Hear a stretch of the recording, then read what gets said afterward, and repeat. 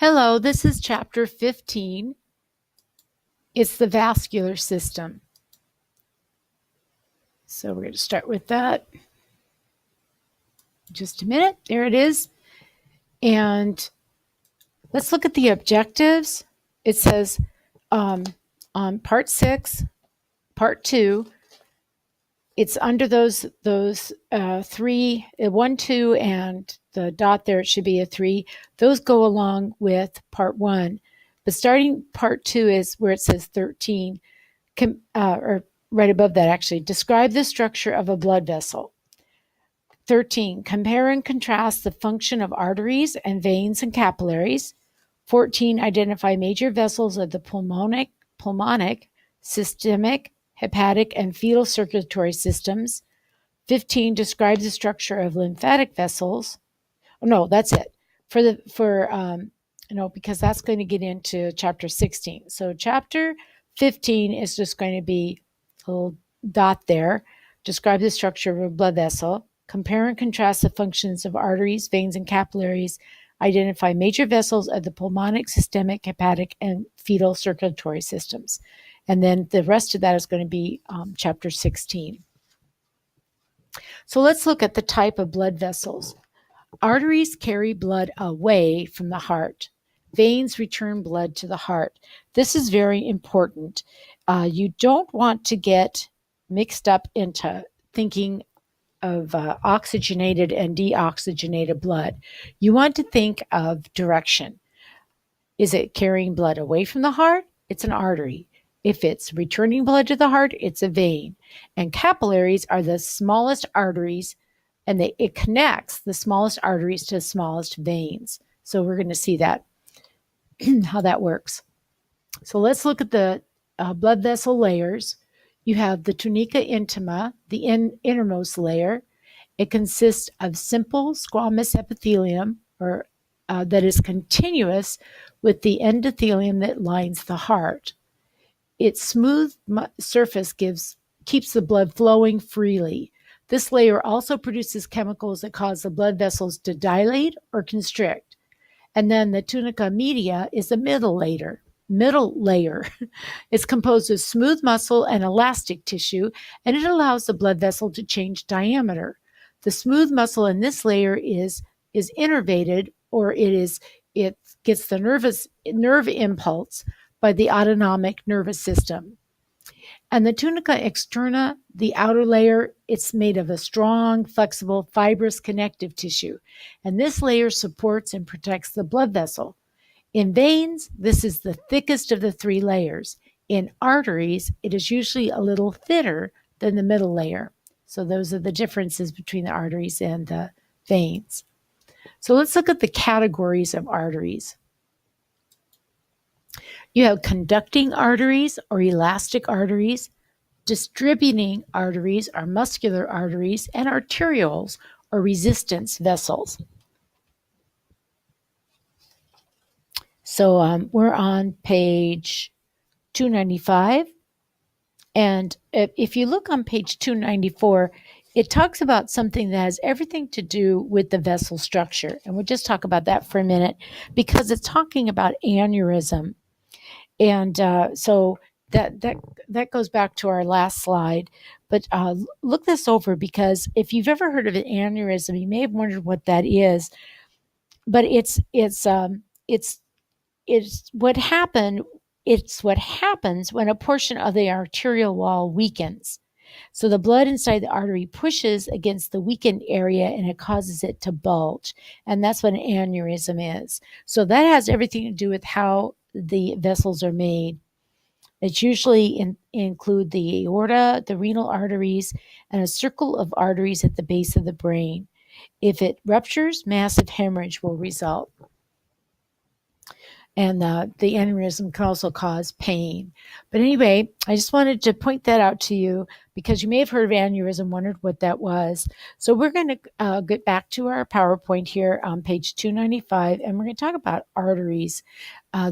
The arteries closest to the heart are the largest. They branch and they divide, and they grow smaller as they travel away from the heart. Conducting arteries expand as blood surges into them and recoil when ventricles relax. They are the body's largest arteries and include the aorta and common carotids.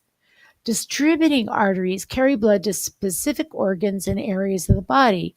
They include the brachial, the femoral, and the renal arteries. And arterioles are the smallest arteries. Through contraction of smooth muscle in their walls, they can resist the flow of blood to help regulate blood pressure and control blood flow into an organ. So, and let's look at veins. They become smaller as they lead away from the heart. They have thinner walls than arteries. They have a great ability to stretch, and they can constrict extensively. So blood returns to the heart through veins. Veins converge to form progressively larger and fewer vessels as they lead back to the heart. The walls of veins are thinner than the walls of arteries because they're not subjected to the same high pressure as arteries. Because veins stretch, they can carry varying amounts of blood with almost no change in pressure. Because of this capacity for storing blood, they're sometimes called capacitance,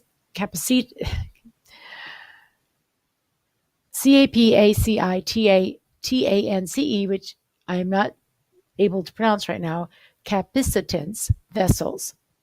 Veins can also constrict extensively, and that helps the body maintain blood pressure when blood volume drops.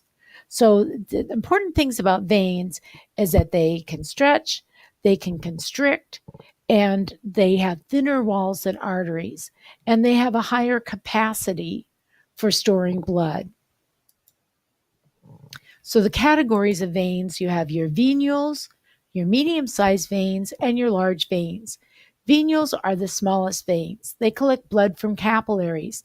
They have thin, porous walls and can exchange fluid with surrounding tissues. The medium-sized veins result from the convergence of venules. They are thicker, have thicker walls and more elastic walls, and they contain one-way valves to prevent backflow. For example, the radial and ulnar veins in the forearm. These are an example of medium-sized veins, but the large veins result from the convergence of medium-sized veins. They have a thick tunica externa like the vena cava and pulmonary veins. Capillaries. Now, capillaries are where they're very functional. They are the exchange vessels. They have extremely thin walls and they have very small diameters. They are microscopic vessels and they link arterioles to venules. They are exchange vessels because this is where nutrients, waste, and hormones are transferred between the blood and the tissue. The tissues with high metabolic rates, liver, kidneys, myocardium, they contain large numbers of capillaries. Fibrous connective tissues such as tendons have lower metabolic rates and contain fewer capillaries. Some tissues, such as the epidermis, cartilage, and the lens and cornea of the eye, they don't have any capillaries at all. Capillary walls consist of only an endothelium and basement membrane. Capillaries have very small diameters, barely wide enough for blood cells to pass. So, but these characteristics are what make them so functional. So veins are called capacitance vessels because they can constrict extensively, they can stretch, they convey blood back to the heart, or they contain one-way valves. And the answer is B, they can stretch. They have a capacity to store large amounts of blood. And from this characteristic comes the name capacitance vessels. So let's look at capillary organization. Capillaries are organized into networks called capillary beds. The body doesn't contain enough blood to fill the entire vascular system at once. At the beginning of each network is a precapillary sphincter. During exercise, when skeletal muscles require more oxygen, precapillary sphincters open. Blood fills the capillary network, and the exchange of oxygen, nutrients, and waste occurs with the tissue fluid. During rest, precapillary sphincters close. Blood bypasses the capillary bed and flows into a venule to return to the heart and lungs. Some organs, such as the liver, bone marrow, and spleen, they contain a unique capillary called a sinusoid. These are irregular, blood-filled spaces. Sinusoids are more permeable and allow for the passage of large substances such as proteins and blood cells. This is how blood cells formed in the bone marrow enter the circulation.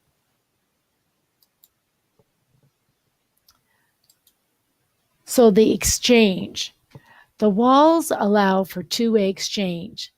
The mechanisms of exchange include things that we've already discussed, like diffusion, filtration, and osmosis. And that's why it was important to understand them.